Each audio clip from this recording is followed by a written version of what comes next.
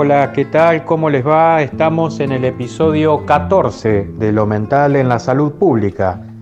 Hoy tomaremos otro de los criterios bioéticos para la reforma de los sistemas de salud que nos planteara Juan Carlos Tealdi.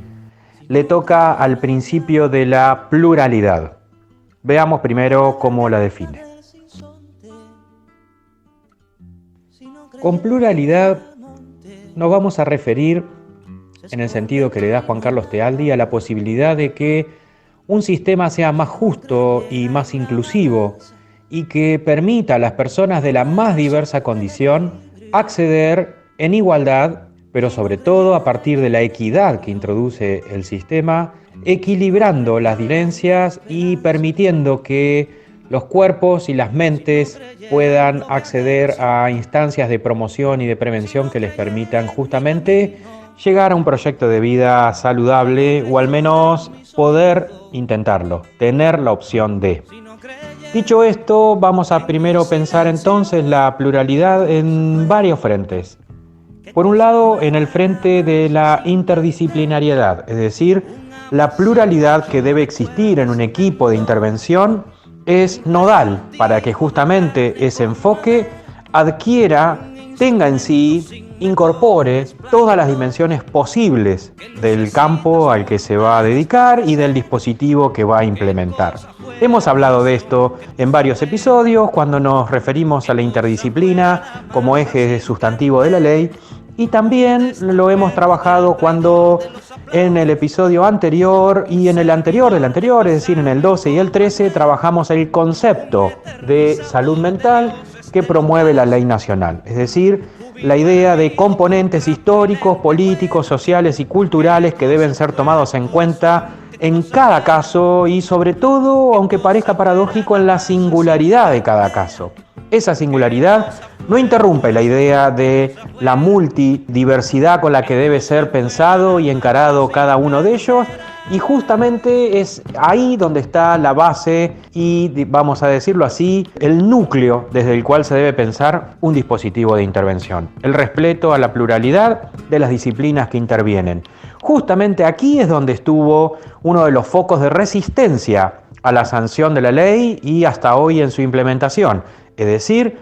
la resistencia a la democracia de saberes entre las disciplinas del campo de la salud mental. De modo tal que este es un primer criterio a tomar en cuenta para el concepto de pluralidad, pero vamos a meternos ya en el segundo. Nos vamos a meter en el segundo respecto a la idea ya no del equipo, sino centrándonos ahora y haciendo foco en el sujeto, en su singularidad. Dicho esto, voy a primero contarles una pequeña viñeta, un pequeño caso sobre el que quiero comentarles algo. Resulta ser que en un momento estábamos atendiendo en un espacio manicomial a un grupo de personas, entre las cuales había uno que era un sujeto del que no se sabía nada, era NN, porque justamente tenía un lenguaje particular que nadie podía reconocer y desde ese lenguaje particular ni siquiera se pudo obtener quién era. Había sido encontrado por la calle, desnudo, en la ciudad de Buenos Aires. Este caso, cuando lo empezamos a atender, luego llegamos a la idea de que quizá ese lenguaje particular no era como interpretaban los psicólogos o psicólogas que lo habían atendido, es decir, que se trataba de una persona psicótica con un lenguaje particular y este lenguaje particular era parte de una serie de fenómenos elementales, tal como lo define Lacan en el seminario 3 de la psicosis, es decir, la idea de que esos fenómenos lingüísticos que eran entendidos como un lenguaje particular era parte de su psicopatología psicótica. Dicho esto, entonces, había alguno de nosotros que no estaba conforme con este concepto, con esta hipótesis para el tratamiento de esta persona y decidimos ver si ese lenguaje particular lo era. ¿Con qué nos encontramos? Bueno, voy a ahorrar tiempo aquí y les voy a comentar que se trataba de una persona que tenía una lengua que no era particular, sino la de su pueblo, el pueblo vikingo. Hablaba en vikingo. No era reconocible ni con el inglés, ni con el francés, ni con el portugués, ni con el castellano, ni con el italiano, que era lo que primero habíamos intentado, hasta que alguien logró comunicarse con él y eso nos llevó a la embajada del país de origen de esta persona Eso fue hace tantísimos años y rápidamente se organizó un dispositivo de regreso a su entorno y a su patria. ¿Qué había sucedido con esta persona? Bueno, había ingresado como turista a nuestro país, había sido salvajemente golpeado en el viaje de remis que había tenido desde Ezeiza hacia la ciudad, había sido despojado de todo y había sido tirado en la calle. Esa era la situación por la que estaba ahí. ¿Qué quiero expresar con este ejemplo? Bueno, no siempre hay que pensar las situaciones como parte de lo intrapsíquico. Lo intrapsíquico es una dimensión del asunto. Por supuesto que este es un caso extravagante y, si ustedes quieren, hasta extraordinario, es decir, que no es común que esto suceda. Efectivamente, a otros sujetos, dada su singularidad, le ocurren otras cosas que son menos extravagantes seguramente, o quizá pueden ser hasta, digamos, triviales. Esto es cierto, pero también es cierto que la eliminación de los componentes sociales, históricos, culturales y políticos han hecho en distintos momentos históricos desastres y han manicomializado personas por incontables razones que hoy nos resultarían incluso jocosas. Quiero recordarles, por ejemplo, que en el inicio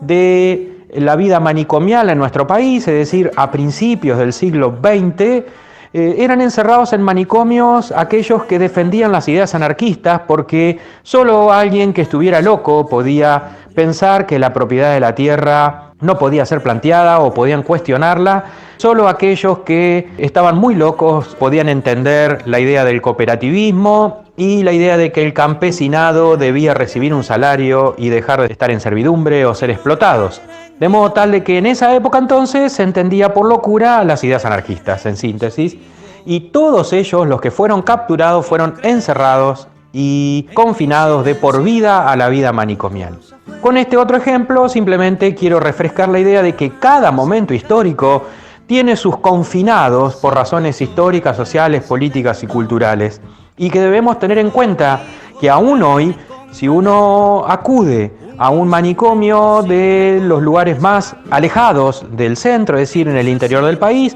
se va a encontrar con que la mayoría de la población manicomial es o bien proveniente de pueblos aborígenes o bien proveniente de trabajadores golondrina, es decir, del otro cultural. Se va a encontrar con que la mayoría de ellos, lo cual también por supuesto ocurre en el sistema carcelario, provienen de este otro cultural. Y son contados los casos y muy excepcionales de quienes no pertenecen a estos agrupamientos no reconocidos por, digamos así, el campo de la inclusión. Dicho esto, entonces, vamos a avanzar con un tercer criterio de pluralidad, ya no puestos en la interdisciplina o en las profesiones, en el equipo, ni tampoco en el sujeto. Vamos a avanzar sobre otro aspecto que requiere de la pluralidad como eje. En efecto, también se requiere que el equipo, tanto como la familia de la persona, puedan reconocer en el proyecto de vida de aquel que está en una situación de padecimiento mental o de aquella persona que está en una situación de crisis, puedan reconocer su proyecto de vida y, en todo caso, pensar cómo este proyecto de vida puede ser saludable y no entrar en colisión con un riesgo de salud o para sí o para terceros.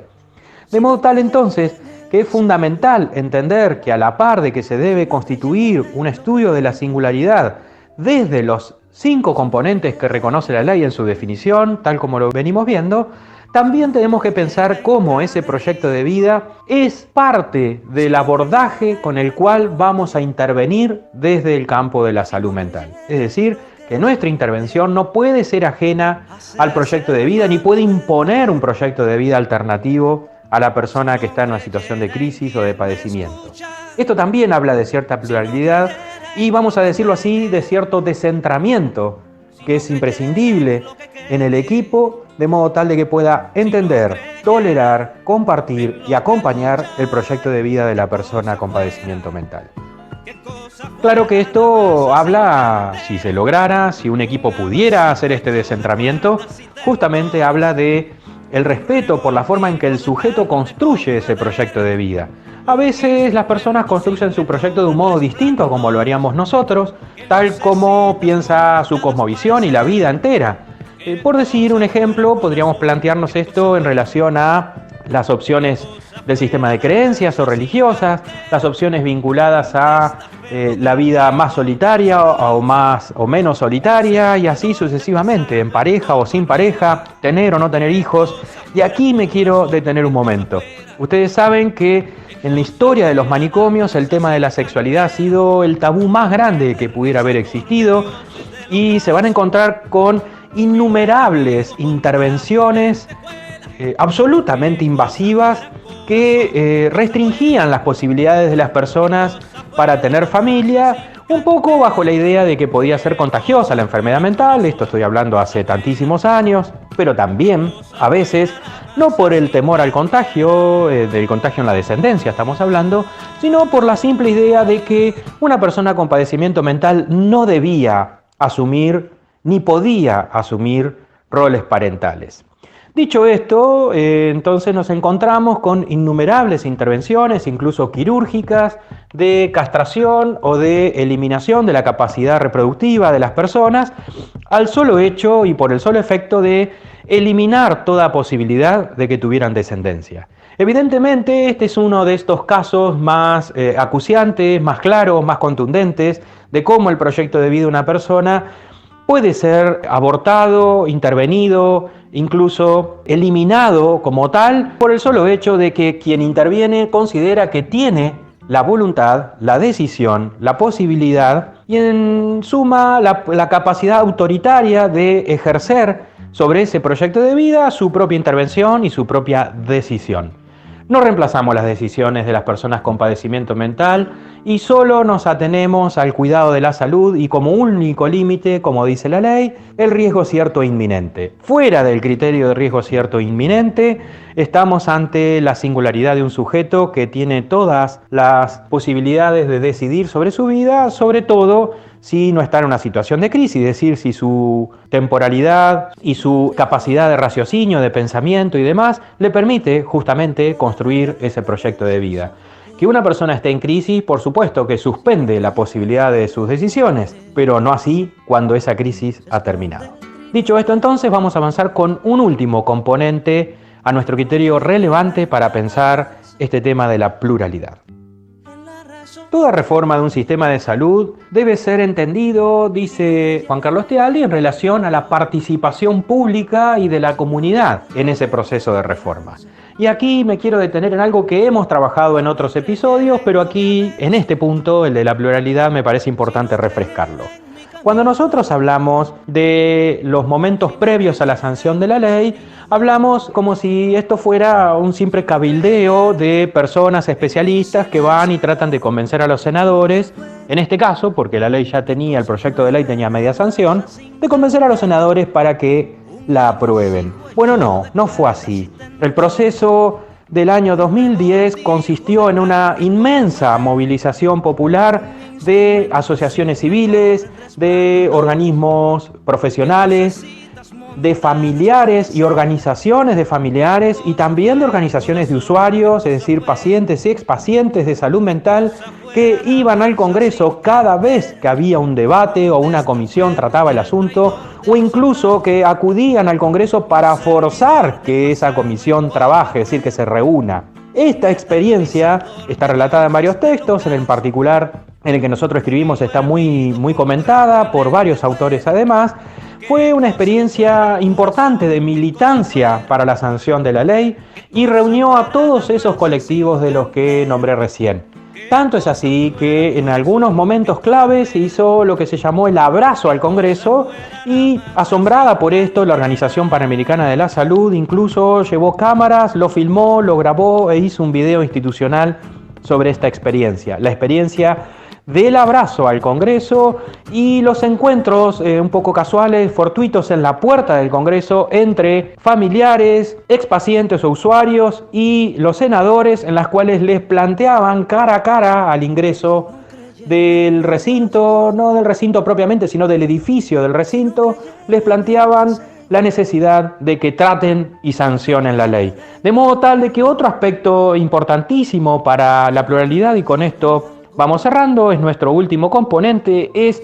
la masividad y la popularización de las iniciativas para implementar dispositivos acordes a la Ley Nacional de Salud Mental, porque así fue que nació la ley también. Es decir, sería coherente con el proceso que dio origen a esta ley que ahora estamos empujando para que se implemente en forma efectiva. Esa pluralidad, la de la participación comunitaria, es el último componente que debiera estar en todo proceso de aplicación de esta ley. Esta ley requiere, justamente por su carácter extensivo, tal como lo hablamos en la definición de salud mental y como lo hablamos en la definición de sujeto que padece, es una ley que requiere de la comunidad, que requiere abordar también a la familia, también al lugar de trabajo, también al vecindario donde está la persona con padecimiento y así sucesivamente a todos los componentes que hacen en torno a esa persona. No es una ley que hable de la psicopatología en términos de lo que hacemos en un consultorio. El consultorio es un componente, pero no el único, y en algunos casos será más importante y en otros menos, y en algunos momentos de la vida de este sujeto y del acompañamiento que hace el sistema de salud será más importante, pero en otros no, en otros será más importante la vivienda o el trabajo o la no discriminación o el acompañamiento del vecindario o los acompañantes terapéuticos y así sucesivamente. De modo tal entonces, con esto vamos cerrando ahora sí, que les quiero plantear que el último componente de la pluralidad, además del equipo, además de la singularidad del caso, además del modo en que atendemos a esa singularidad del caso y además de la apertura que tenemos que tener para leer el contexto cuando atendemos a un caso, además de todo esto está el abordaje mismo, es decir, el dispositivo con el que lo vamos a abordar en términos de la pluralidad y la riqueza que tiene imprescindiblemente tomar un enfoque psicosocial y basado en la inclusión en la comunidad.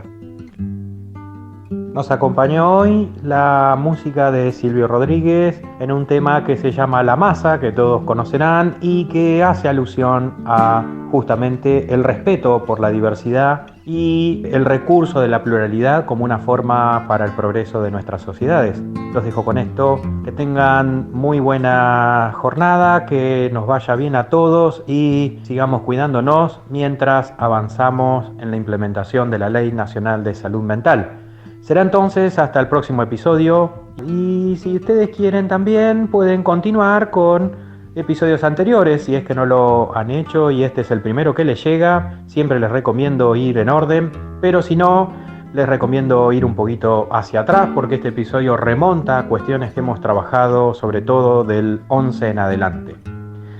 Dicho esto entonces, que lo pasen lindo, nos vemos la próxima.